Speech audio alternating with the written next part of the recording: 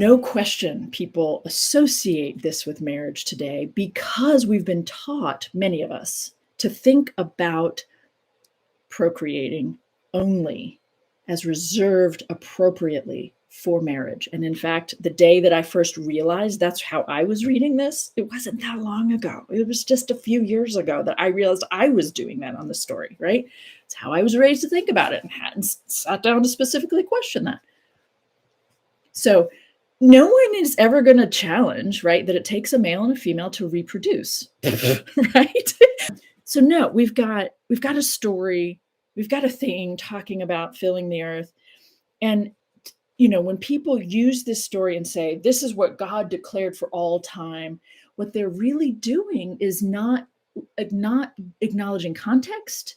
For whom was this written? This was written for a small group of people who really wanted to establish themselves in the territory, who wanted to be big enough to claim some territory, who wanted to stop being trounced on by all these other peoples passing through. And so, sure, grow in numbers. That's part of how you do that, right? But I know that many people watching this are probably on the same page with me on this, but just in case you're not, to say that God says to go be fruitful and multiply as if that's an all-time thing.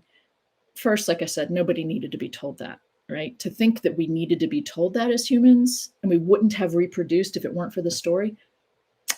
No, let's reconsider that.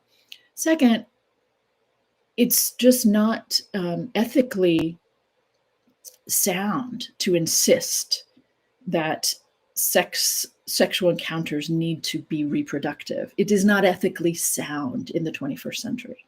We have an overpopulation issue, and it's egregiously off base to say that sex needs to be reproductive. No. We got plenty of people who are accidentally doing that. We don't need everybody to only be engaging in reproductive sex. And so what you'll find if you watch any of these or hang in there for some of these, right, over at any point over the month, what you'll find is the conversations about sex and what people label as marriage all come back to this conversation, these same issues.